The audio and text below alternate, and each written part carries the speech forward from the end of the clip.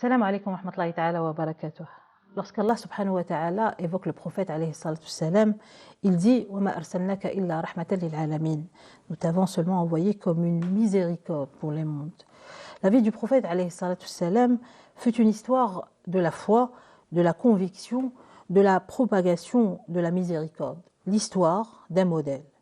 Allah subhanahu wa ta'ala dit لقد كان لكم في رسول الله أسوة حسنة لمن كان يرجو الله واليوم الآخر وذكر الله كثيرا. Il y a certes pour vous dans l'envoyé d'Allah un parfait modèle pour qui désire Allah et le jour dernier avec ferveur et se souvient ardemment d'Allah subhanahu wa ta'ala. Professeur Aïssa Belmeki, professeur Aïssa Mtoualbi Ta'alibi, salam alaikum wa rahmatullahi ta'ala wa barakatuh. Marhaba. Aïssa Belmeki, dans un monde aujourd'hui fragilisé par les discours de la haine, les discours provocateurs des anti-islam, il devient plus que jamais nécessaire peut-être de s'accrocher au modèle mohammédien. Professeur. Absolument. Surtout que ces discours haineux et islamophobes, avec tous les degrés que ça implique, parce qu'il y a l'islamophobie viscérale, il y a l'islamophobie scientifique, enfin entre guillemets. Donc cette islamophobie, cette haine envers l'islam, elle va être dirigée, elle va se concentrer sur l'archétype du musulman qui est le prophète alayhi salatu wassalam. C'est Uswa, c'est l'archétype. Bon alors, Allah subhanahu wa ta'ala, dans son immense sagesse, il a su concevoir cet archétype. D'abord, c'est un être humain ordinaire. C'est quelqu'un qui a eu 7 enfants d'une même épouse. Non, pas d'une même épouse, c'est-à-dire Ibrahim, c'est Maria, le fils de Maria. Mais il a eu 7 enfants, comme tout le monde. Il les a perdus très jeunes.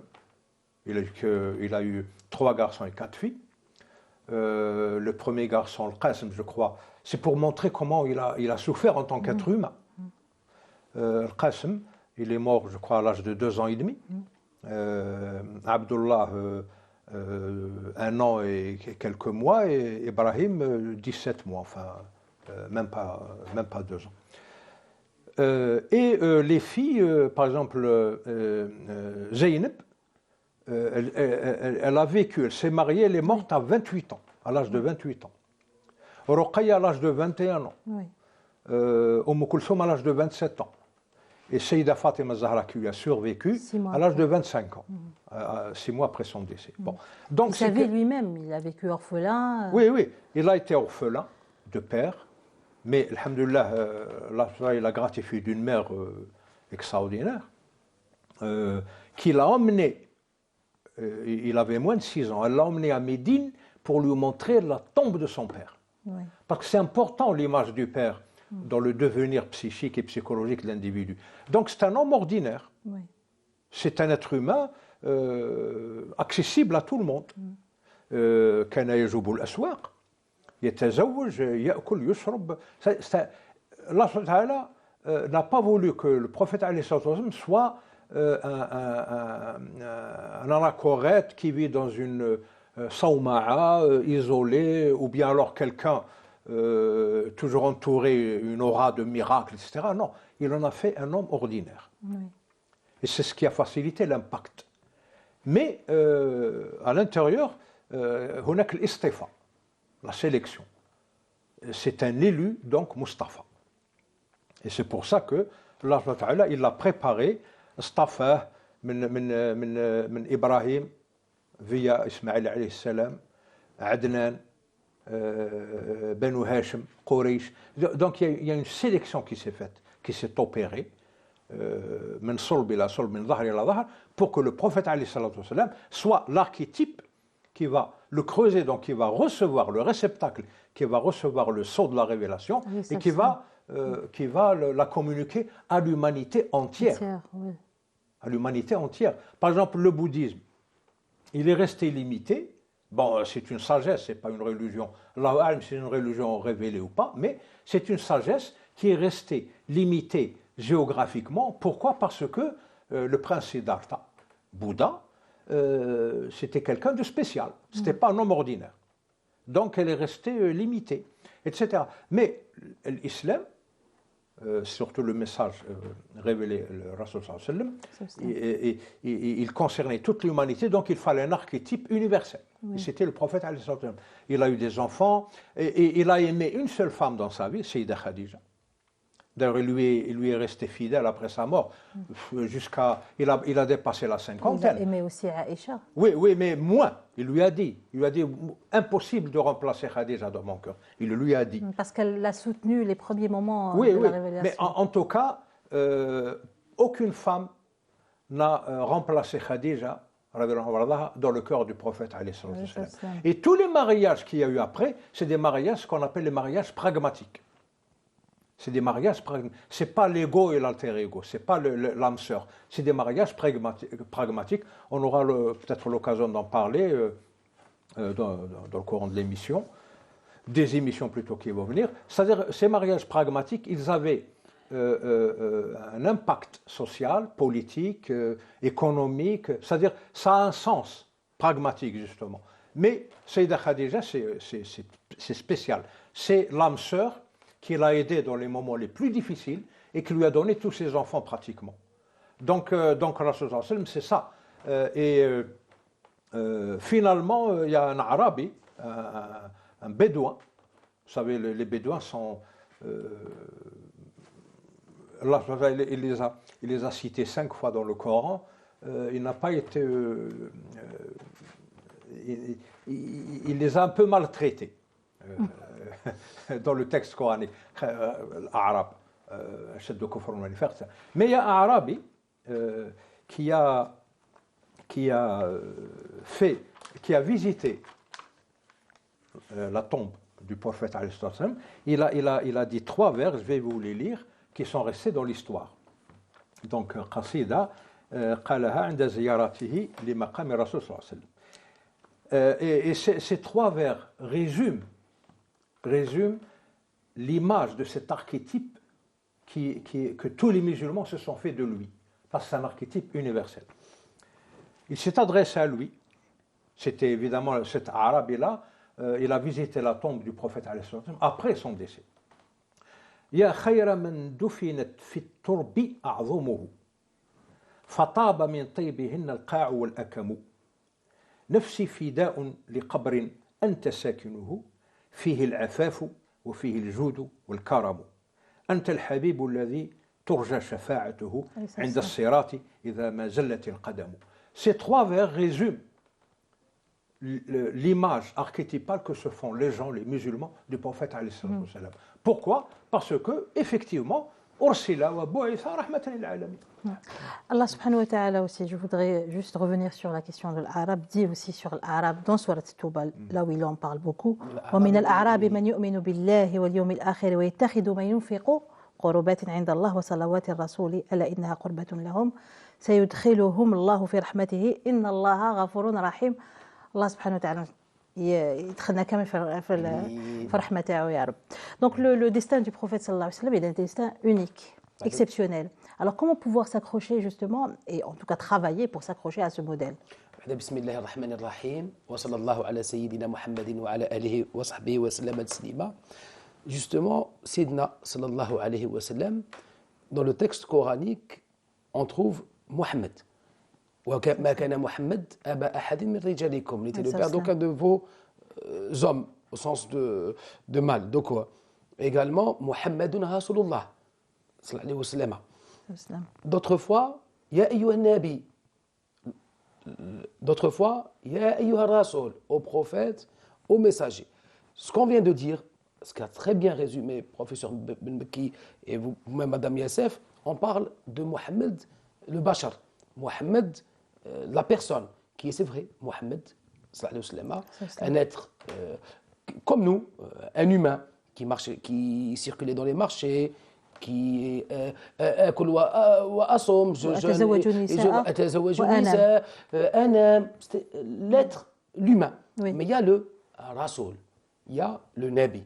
Et ce Nabi, justement, que les mashayikh, Celui qui reçoit la révélation désignent sous la haqiqa muhammadiyya, c'est-à-dire il y a la réalité spirituelle de Mohammed. Il y a le Mohammed Bachar, il y a le Mohammed, le tout est un, bien sûr, mais cet aspect du haqiqa muhammadiyya, de la réalité spirituelle, au sujet de laquelle il est dit « Wa ma arsalnaka illa rahmatan lil alamin » Nous t'avons envoyé comme miséricorde pour les univers. فَبِمَا رَحْمَةٍ مِّنَ اللَّهِ لِنْتَ لَهُمْ.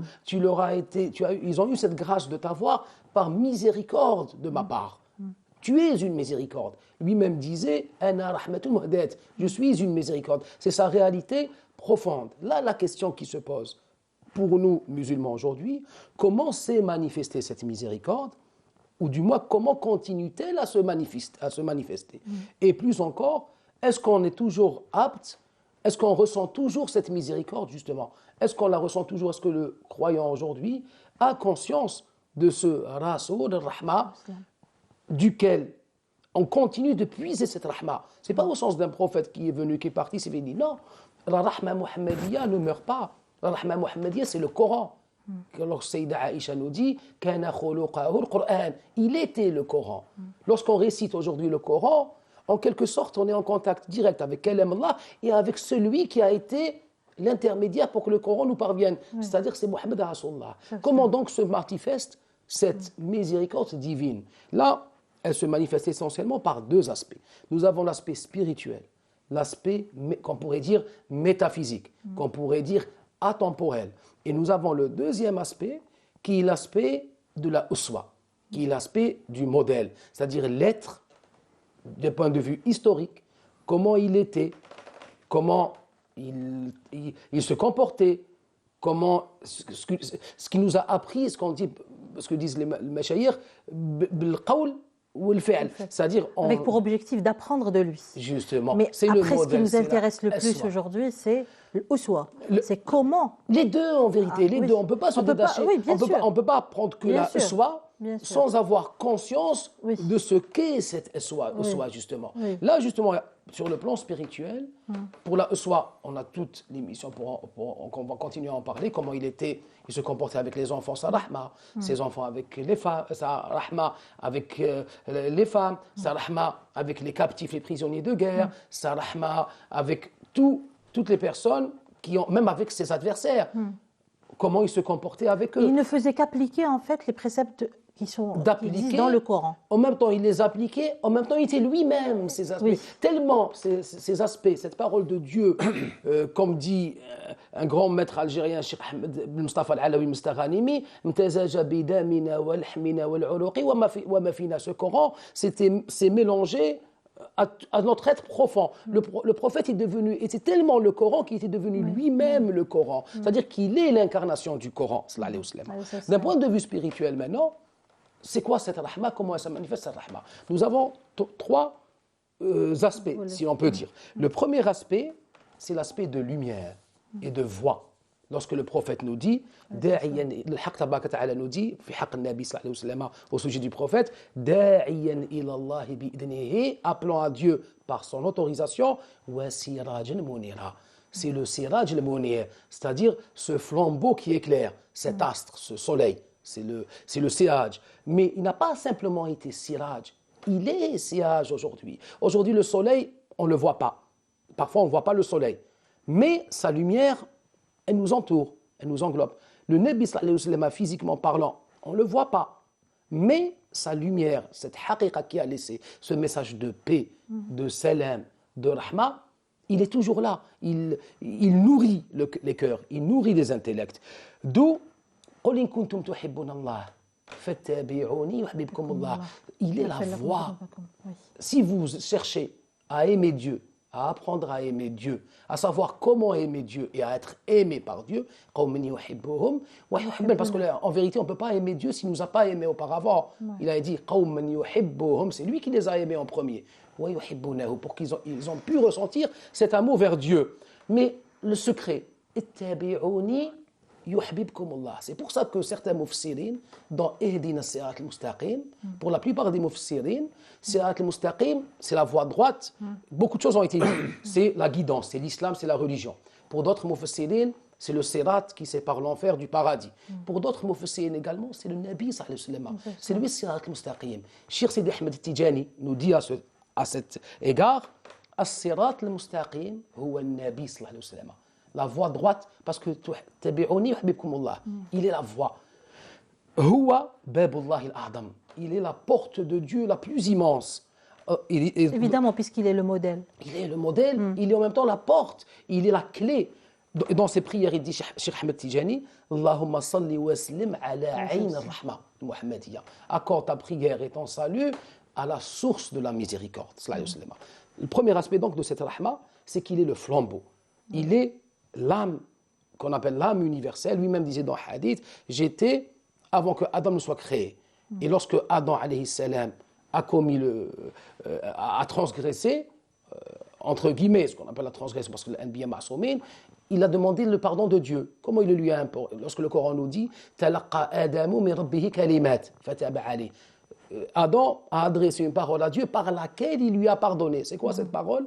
Bijahi Muhammad Rfali. Mais il lui a dit, comment tu connais Mohammed? Il lui a dit, où que je me promène dans le paradis, je trouve la ilaha illallah Muhammad Rasulullah. J'ai su que cette âme mohammedienne, que ce Mohammed, cet être, était un être exceptionnel. Et je t'implore le pardon par Mohammed sallallahu alayhi wa sallam. Donc, premier aspect de la miséricorde, c'est la rahma.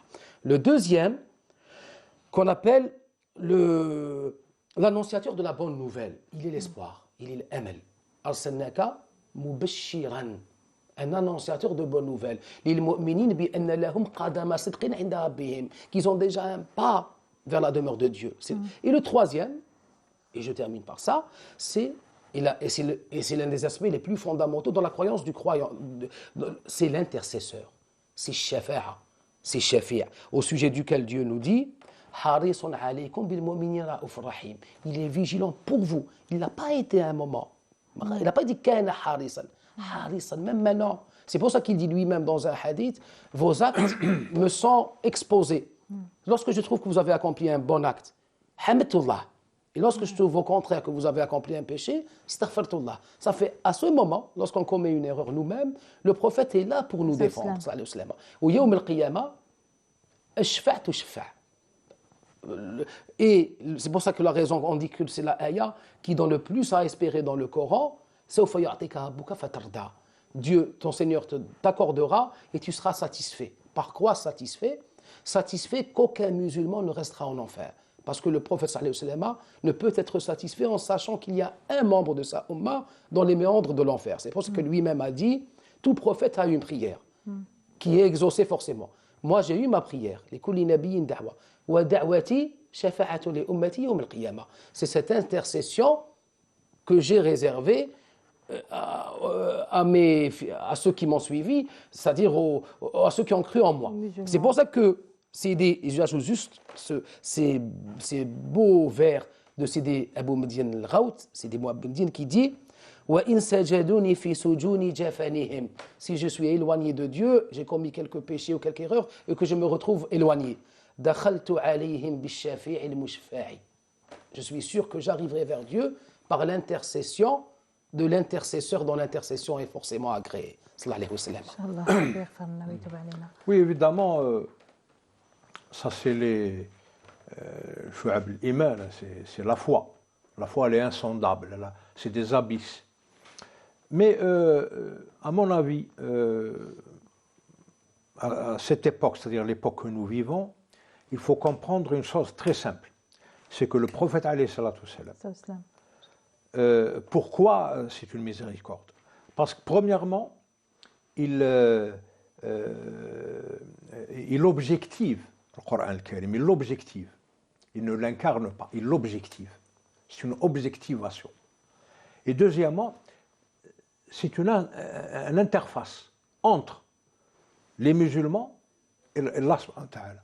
C'est l'interface. Pourquoi? Parce qu'il a tous ces aspects dont on a parlé, intérieur et extérieur. C'est-à-dire, il y a les aspects de sa personnalité et le choix, l'élection.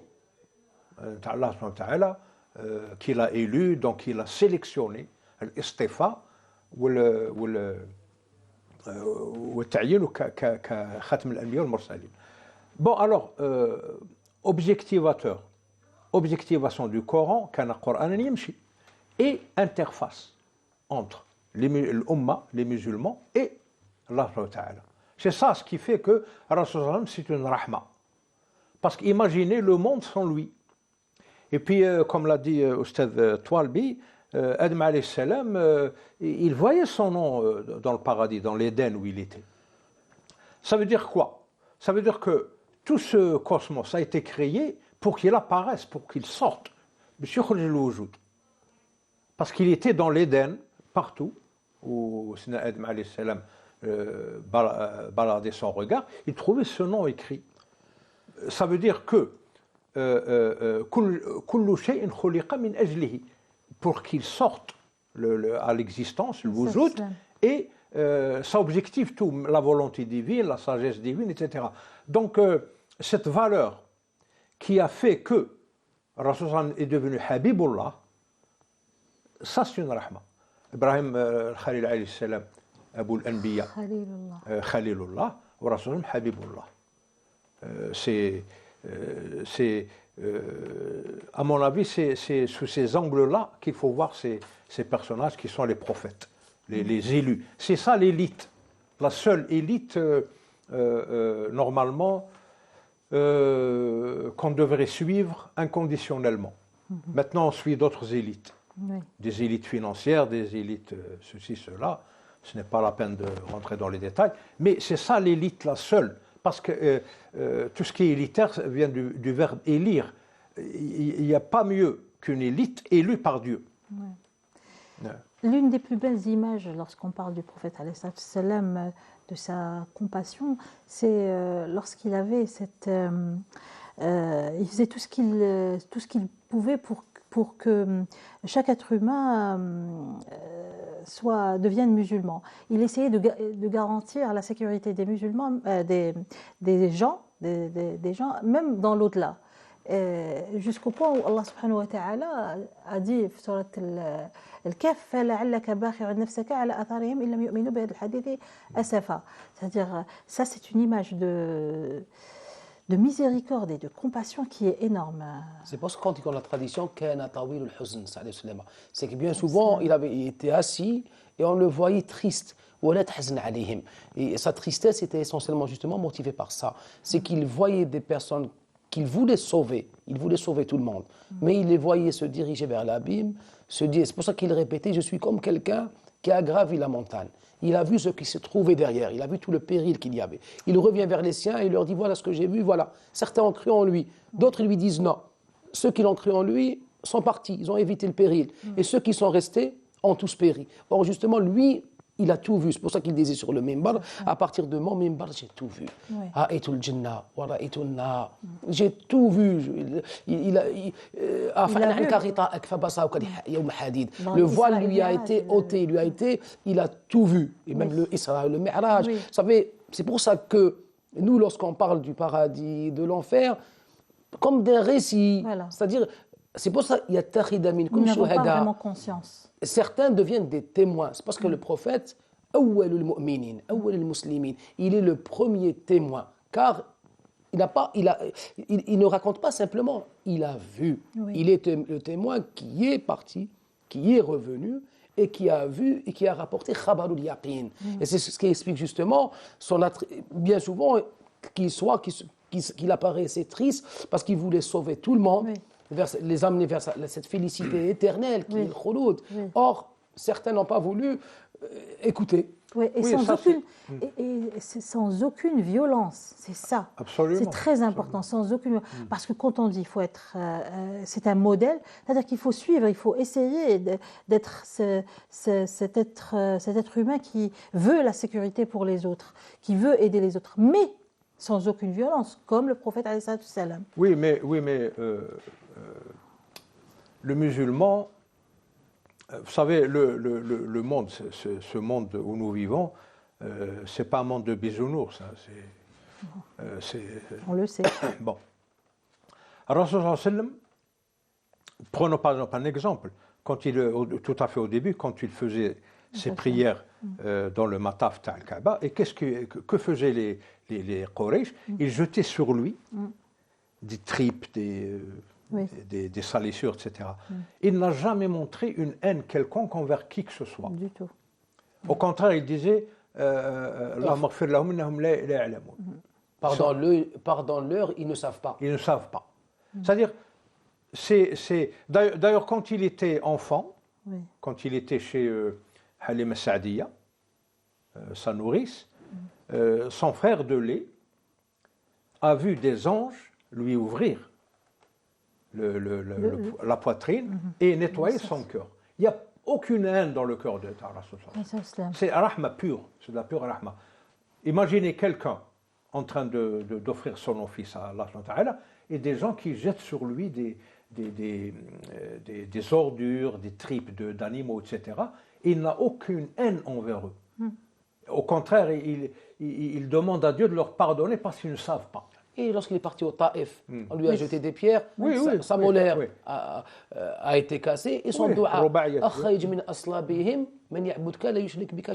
il leur accorde encore une prière de rahma, fait sortir de leurs entrailles une progéniture qui soit une progéniture de monothéiste. Il ne faut pas s'arrêter. Je voudrais qu'on évite, on est dans l'euphorie là. Il faut éviter. Mais ça a eu lieu, c'est la vérité. Oui. C'est une réalité. C'est une réalité historique. Je ne dis pas le contraire, mais il ne faut pas rester euphorique. Il faut comprendre le sens des choses, sens profond. Pourquoi les déconstructeurs, ceux qui déconstruisent l'islam de nos jours, et c'est normalement c'est des musulmans. Par exemple,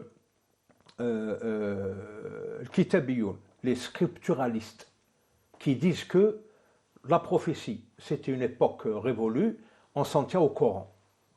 Pourquoi ? Qui se disent le Qur'aniyoun. Le Qur'aniyoun. Les scripturalistes. Ça, c'est de la déconstruction. Parce qu'il est impossible, ils savent très bien qu'il est impossible de comprendre, d'assimiler le Coran sans son objectivation qui est le prophète alayhi salatu wa sallam. Donc ils disent, on va l'écarter sous prétexte de cette théorie, de cette mouvance scripturaliste. On s'en tient aux Écritures. Et on évacue les prophètes parce que les prophètes... On évacue les hadiths, pas les prophètes. Non, ça veut dire quoi? Les dits prophétiques. Oui, c'est-à-dire évacuer le prophète avec ses hadiths. Oui. Tout le phénomène prophétique, on n'en a pas besoin. C'est vrai qu'il y a un cheminement derrière. Oui, le Mu'tazila, ils ont joué là-dessus aussi. Dieu nous a donné la raison, l'aql. Mais ils n'ont pas écarté les hadiths, les Mu'tazila. Non, mais écoutez,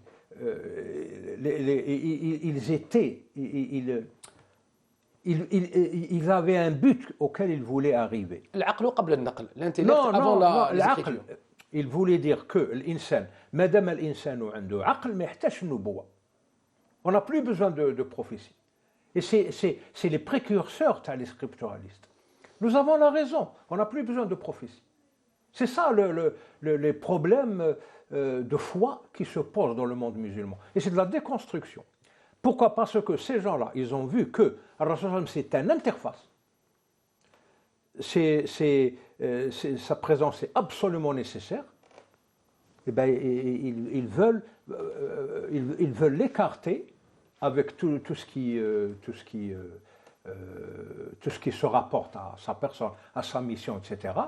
Pour, sous prétexte de s'en tenir au livre, au Coran, aux Écritures, les scripturalistes, comme on le dit. Et là c'est l'égarement. Hein. C'est-à-dire, il prend l'égarement total. Et c'est ça. Donc, ça, c'est une dimension de la rahmata. Il est nécessaire. Pour être musulman, il est nécessaire. Imaginez le monde sans Rasul, eh bien, il n'y aurait pas de musulmans. Parce que personne il n'y aurait pas de Coran non plus. Oui, personne ne comprendrait le Coran comme il se doit. Je vous donne un exemple. Il y a des versets dans le Coran qui servent d'alibi à ces gens, ces spécialistes de la déconstruction. Ils se concentrent là-dessus. Par exemple, Wadribuhun. Ils se concentrent là-dessus. Nisa'ukum libasun lakum. Nisa'ukum harthun lakum. Ils se concentrent sur ces... Bon, pour comprendre ces versets, je reviens à Rasul sallallahu alayhi wa sallam. Comment le prophète alayhi wa sallam se conduisait avec ces versets. Mais sans le prophète, on est perdu. Bien sûr, absolument. Afin que tu leur montres ce qui leur a été révélé. Voilà. Il y a des versets qu'on ne pourra jamais comprendre sans le modèle prophétique. C'est ça ce qu'il faut saisir. Parce que toutes ces tentatives et toutes ces manœuvres de déconstruction de l'islam, etc., il faut toujours revenir à la Rasul. Et ça, c'est une rahma. Si on n'avait pas le prophète auquel on reviendrait en cas d'égarement ou de problématique quelconque, là, c'est un problème. Donc, c'est de là que vient la rahma. Il faut voir les choses sous cet angle-là aussi. Voilà. Parce que rester dans l'euphorie, bon, c'est bien, ça maintient, disons, la barre de la foi très haut, ça la maintient très haut. Mais il ne faut pas s'en tenir à ça. Il faut essayer de comprendre l'aspect pratique des choses. C'est deux conditions cumulatives. Voilà. Avoir connaissance de l'importance spirituelle du prophète sallallahu alayhi wa sallam et de la uswa, c'est-à-dire le modèle par l'acte, par la parole et l'acte. C'est l'archétype. Je vais rester dans l'euphorie et en même temps parce que quand on parle du prophète alayhi salam, je ne peux pas m'empêcher d'être euphorique et en même temps je vais être pratique. Donc Rasul sallallahu alayhi wa sallam, un de ses messages justement de la miséricorde, c'est lorsqu'il nous apprend comment doit être la relation entre les individus dans la même société, entre les musulmans et entre les musulmans et non-musulmans. Rasul sallallahu alayhi wa sallam dit لا تدخلوا الجنة حتى تؤمنوا ولا تؤمنوا حتى تحابوا. L'euphorie, elle est là. أولا أدلكم على شيء إذا فعلتموه تحاببتم أفشوا السلام بينكم. La question de la paix, de Afshu Salam, salam, qu'on connaît, mais c'est au-delà de Afshu Salam, salam alaykum. Justement, même qui est le musulman? Le musulman est celui dont on a à craindre ni la main, ni la parole. C'est-à-dire ni les actes, ni les paroles. C'est-à-dire c'est un être de paix, c'est un être de salam. Vous avez très bien cité le hadith. Afshu salam. La paix, propager la paix. Oui. C'est l'éponyme de la religion. Ceux qui en ont besoin.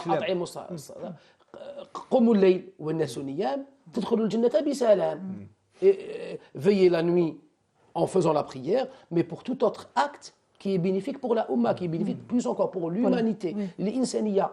هذه أمتكم أمة واحدة الأمة. Dans le texte coranique, c'est l'humanité tout entière. Le prophète a été envoyé pour l'humanité. C'est celui qui est nasu, ou le khalq dans un hadith, les créatures, ou les gens, ayalullah. Ahabbukum ilallah, anfa'ukum ila iyalih. L'être le plus aimé auprès de Dieu est celui qui est le plus utile pour ses serviteurs, pour ses gens. Et justement, c'est toute la mission du prophète et le cœur de l'enseignement prophétique. Il nous apprend à être un être de paix, c'est-à-dire quelqu'un qui propage la paix. Ceux qui marchent en propageant la paix, avec sérénité, sakina. Même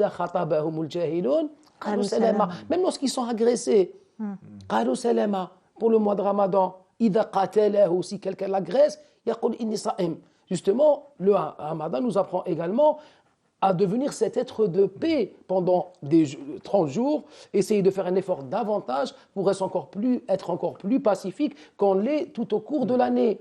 Et justement, c'est le modèle de Rasul Salam, de Rasul Rahma. Il ne faut pas comprendre Afshu Salam d'une façon superficielle, comme le font certains. Il vient à toi, il dit Salam alaykum, et derrière, il vous dit Salam alaykum intérieurement. C'est-à-dire, il vous souhaite la... C'est pour ça que le Salam a deux conditions. C'est l'amal bin-niyya, c'est-à-dire lorsqu'on rencontre quelqu'un et qu'on lui dit salam alaykum. En même temps, c'est une prière. On dit salam verbalement. Mais si on n'a pas fait cette prière intérieure, notre salam ne vaut rien. C'est-à-dire, c'est comme si je vous dis salam alaykum, c'est comme si je vous disais l'équivalent, je prie Dieu pour qu'il remplisse votre cœur de salam, que vous soyez dans la paix. Et à chaque fois, il faut faire cet effort intérieur pour dire salam alaykum, qawlan wa halan. On le dit avec la parole et on le dit avec le cœur. Et à chaque fois qu'on dit salam alaykum, on implore Dieu. Et c'est une prière. C'est comme si je disais intérieurement, Dieu accorde-lui salam, remplit son cœur de salam. Et à la langue, on devient un être qui passe son temps, à chaque fois qu'il dit salam alaykum, à faire une prière pour les gens, pour qu'ils soient dans le salam. Et plus on propage le salam en même temps, et plus on le reçoit. Ar-Rahimun, yarhamhum ar-Rahman. Ceux qui propagent le salam, reçoivent le salam. C'est pour ça que j'ai utilisé le mot euphorie. Quand on est euphorique, on est plus réaliste. Il ne faut pas confondre On euphorie est et dans le amour. monde Hein. des bisounours. Oui, non, c'est-à-dire l'euphorie c'est une chose et l'amour c'est une autre. Quand on est euphorique, on perd le sens de la réalité. On n'est plus pratique, on n'est plus réaliste. C'est ça le problème de l'euphorie. Parce que tout excès est mauvais. L'excès en toute chose est mauvais. Les musulmans de nos jours, ils ne sont plus capables, enfin en grande partie, pas tous, hein, ils sont plus capables de vivre cette continuité entre le théorique et le pratique, entre le spirituel et le mondain. On a séparé les deux sphères. Voilà. Mais bon, on a carrément Occulté les délaissé. Non, on a carrément délaissé la sphère spirituelle, hein, et on se concentre sur comme l'a dit la semaine dernière Madame Yassef, par exemple dans le mois de Ramadan, c'est plutôt la nourriture qui compte. Les plats, la nourriture, la consommation en général. Bon. Sur le matériel, oui. Oui, donc c'est ça le problème, c'est une question d'équilibre. Et l'islam, justement, la dernière fois on a cité ce fameux verset de Surat Al-Rahman. La balance, l'équilibre. L'arda wada'aha wa sama'a rafa'aha. C'est ça l'équilibre. Wa sama'a rafa'aha wa wada'a al-mizan, il a établi l'équilibre. Allah tatraw fi al-mizan, pour que vous n'abusiez pas du pouvoir. Wa aqimul wazna bil qist, rendez justice avec équité et ne trichez pas sur la balance. C'est-à-dire, c'est ça l'islam. C'est à la fois un comportement, un behaviorisme, comme dirait le philosophe anglais, c'est un comportement, c'est comportemental, mais c'est aussi, pas discursif, mais il y a une philosophie derrière tout ça. Il faut réfléchir à tout ça et essayer de transposer le comportement à l'intérieur, c'est-à-dire dans la spiritualité, et vice-versa. C'est ça ce que les systèmes éducatifs de nos jours n'arrivent plus à communiquer aux gens. Par exemple, prenons un exemple. Par exemple, l'université de Zitouna, à Tunis.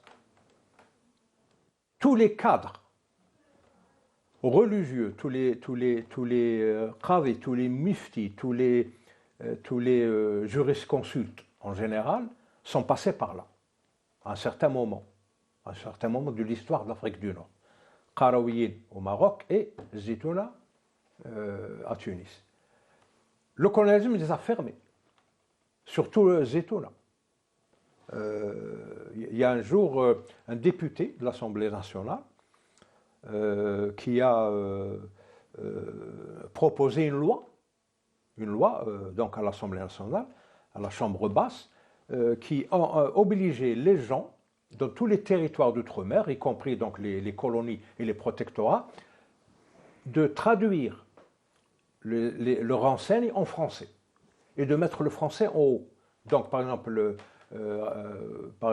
qassaba, il faut écrire en dessous boucher ou charcuterie en arabe, qassaba en dessous et boucherie ou charcuterie en français en haut. Un jour, cette loi est passée. Un jour, il se baladait à Tunis et il est passé devant Jamel Zitouna. Il n'a pas vu de lettres françaises, il n'a pas vu la traduction. Il a demandé au conseiller qui l'accompagnait qu'est-ce que c'est que cette usine. Il croyait que c'était un établissement commercial. Il lui a dit votre honneur, ça c'est une usine qui fabrique une certaine marchandise. Quelle marchandise? Les jurisconsultes, les muftis. Il leur a dit il faut que cette usine ferme. Et il a signé la fin de Jamel Zitouna.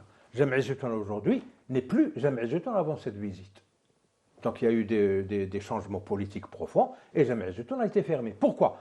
Parce que ces institutions savaient communiquer tout ce dont on parlait tout à l'heure. Ils formaient des générations capables de transmettre l'héritage. Oui, professeur, la même chose est arrivée en Algérie dans les années 20, oui, lorsque le colonialisme français a décidé de fermer les zaouïas, les écoles coraniques. Oui, justement, j'ai dit l'Afrique du Nord. L'Afrique du Nord, oui. Justement, ces zaouïas en Algérie avaient cette manière de faire, ce savoir-faire pour transmettre il a fermé les récalcitrants. Il a fermé Les récalcitrants, essentiellement. Mais il y avait d'autres qui ont marché dans la combine et sont devenus instrumentalisés, etc. Mais où la spiritualité était vraiment sauvegardée, oui. il a tout fait pour les casser. Tout fait pour les casser. Ce n'est pas propre à la Tunisie. Donc, à partir du moment où il n'y a plus de système éducatif qui transmette tout ça, tout ce dont on parlait, évidemment, il y a une rupture dans le processus. Et c'est cette rupture qu'il faut colmater. Parce que sinon, c'est ça l'euphorie. On oublie les problèmes pratiques, on oublie la réalité, et on est là, on est apologétique, on fait l'apologie constructive d'une religion qui n'a pas besoin de notre apologie constructive. C'est ça ce que je voulais dire par euphorie. Et l'un des aspects de la rahma muhammadiyya, c'est ce i'tidal, c'est ce tawazun entre le spirituel et le temporel, entre le ruhi et le dunyawi. Non, il savait communiquer le spirituel aux gens qui étaient à la hauteur et il gardait le pratique pour les autres. سيدنا علي بن أبي طالب أرحم أمتي بأمتي أبو بكر وأشدكم في أمر الله عمر وأصدقكم حياء عثمان وأكثركم علما علي. Qui lui a donné ce savoir particulier? C'est le Rasoul sallallahu alayhi wa sallam. Il ne pouvait pas le donner à n'importe qui. Et même il s'adressait à chacun selon son niveau d'intelligence. Voilà. Lorsqu'il parlait de haute sphère spirituelle, il disait aux compagnons Hel min gharib, est-ce qu'il y a un étranger parmi nous? S'il y avait un étranger ou autre, il parlait. Voilà. Et ça, c'est l'un des aspects de la rahma muhammadiyya. C'est à chaque station, à chaque personne, il lui donnait ce dont elle avait besoin. C'est l'interface. Très bien. Et donc, avant de finir, la miséricorde du prophète alayhi salatu wassalam se traduisait aussi dans le fait qu'il réaffirmait le sens de la foi et de la religion originelle. Je voudrais qu'on revienne là-dessus, la religion originale d'Allah subhanahu wa ta'ala, en accord avec les enseignements des prophètes, pas seulement jusqu'à Ibrahim alayhi salam, mais jusqu'à Adam alayhi salam et des messagers donc, qui l'avaient précédé, comme c'est dit d'ailleurs dans le Coran. بسم الله الرحمن الرحيم قولوا آمنا بالله وما أنزل إلينا وما أنزل إلى إبراهيم وإسماعيل وإسحاق ويعقوب والأسباط وما أوتي موسى وعيسى وما أوتي النبيون من ربهم لا نفرق بين أحد منهم ونحن له مسلمون. C'est la religion unique. Oui. Justement, c'est le concept du sceau. Du khatim, khatim al-nabiyyin. Il est le sceau du prophète, des prophètes. On l'explique généralement par le sceau, c'est-à-dire le dernier. Mais en même temps, c'est le sceau, le khatim, c'est-à-dire le premier et le dernier en même temps. Tous les messages des prophètes, tous les secrets qui ont été apportés. C'est un seul message en fait. Les messages au sens de shara'a, c'est-à-dire les législations, les lois, les messages à un moment donné, mais qui se retrouvent dans leur fond, c'est les mêmes. Qui se retrouvent dans le même, qui est celui du tawhid. On l'écoute juste, il termine ça. Qui est celui du tawhid, qui est celui de cette liaison, c'est cette sila avec le haqq tabaraka wa ta'ala. Le prophète sallallahu alayhi wa sallam a rassemblé tous ces prophètes. C'est pour ça qu'on l'appelle Sayyid al-Asyad, le maître des maîtres. Là, je cite ces très beaux vers du Cheikh Abdurrahman Ta'alibi lorsqu'il dit وَهَلْ سَيِّدُ السَّادَاتِ إِلَّا نَبِيُّنَا. Est-ce que le maître des maîtres n'est-il pas autre que notre prophète? أَتَى رَحْمَةً لِلْعَالَمِينَ وَسَيِّدًا. Il est venu comme miséricorde pour les mondes et un maître. أَضَاءَتْ قُلُوبُ السَّالِكِينَ بِنُورِهِ. Ceux qui cherchent Dieu, salikin, les cheminants, leurs cœurs se sont éclairés, illuminés par sa lumière. Que c'est beau un cœur qui aime le prophète sallallahu alayhi wa sallam. C'est cette notion justement de sceau. Et là, le Nabahani, qui a écrit beaucoup dans l'apologie de Sidna Rasulullah, qui dit ta lumière est le tout. Et les créatures en sont des parties. Ô prophète, les autres prophètes sont des soldats, sont en armée. C'est pour ça que dans le Coran, il a été dit ensuite, Dieu a rassemblé tous les prophètes et il leur a dit est-ce que vous avez foi? Il a pris leur mithaq, leur pacte, qu'eux-mêmes, ils croiraient en le prophète. Et lui-même disait, sallallahu alayhi wa sallam, Moussa, s'il était avec nous aujourd'hui, il serait rentré dans ma religion. C'est pour ça qu'il est le maître et en même temps le sceau. Et je clôt cette idée du sceau du prophète par un autre vers très beau du Cheikh Al-Alawi al-Mustaghanimi. Est-ce que ce prophète a un rang qu'il légalise? Est-ce qu'il y a quelqu'un qui lui ressemble?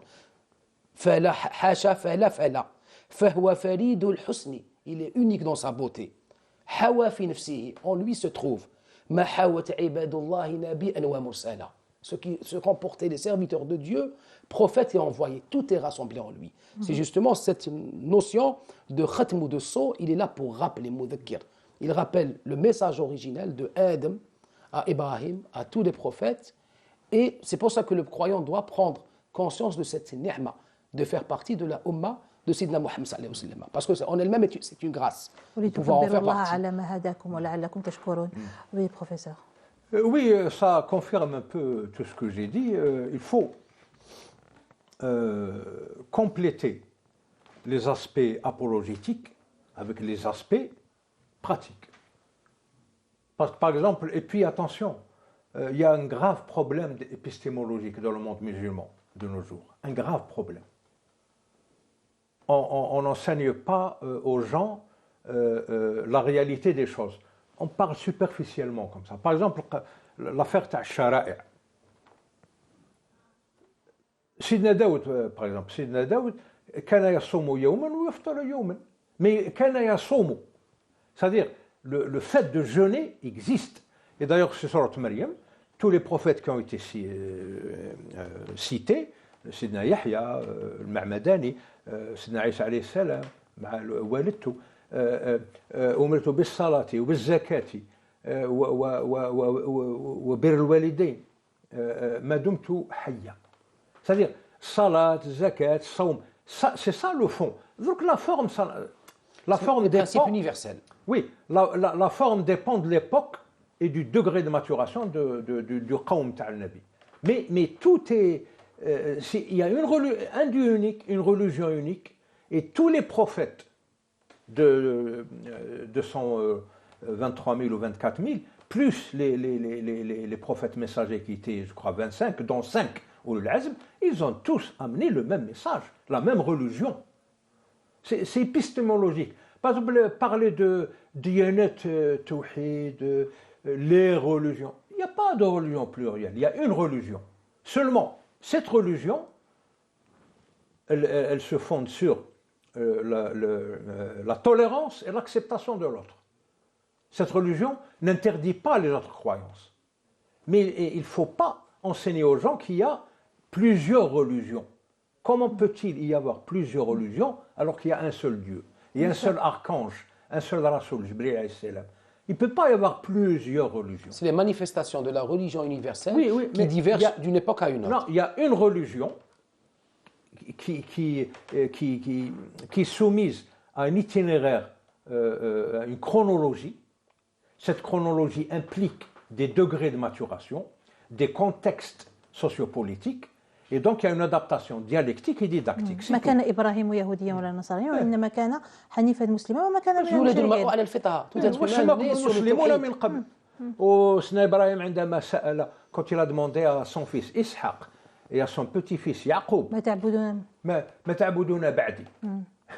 Qu'est-ce qu'ils ont قالوا نعبد répondu? إلهك وإله آبائك إبراهيم وإسحاق. Alors maintenant, il y a des gens qui disent, مسلمون. bon, nous, le judaïsme, alors ils ont tout monopolisé, ils ont tout judaïsé avec effet rétroactif, et nous, justement, on fait des graves erreurs épistémologiques.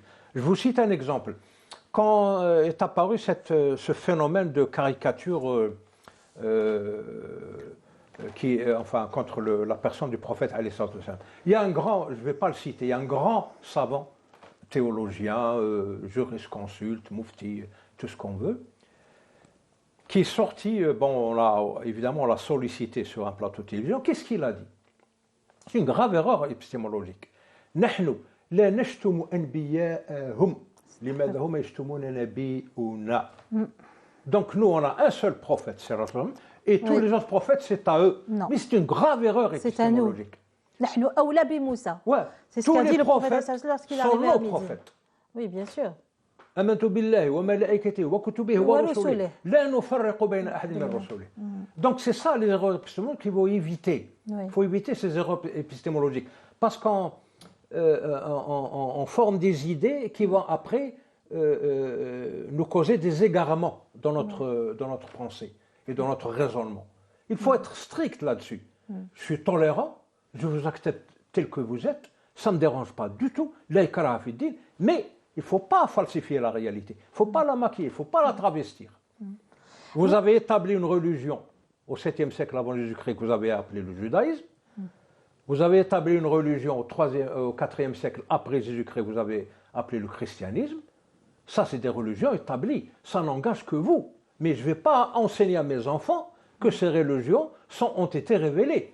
Jibril alayhi salam n'a rien révélé au roi Josias, il n'a rien révélé à l'empereur Constantin Ier.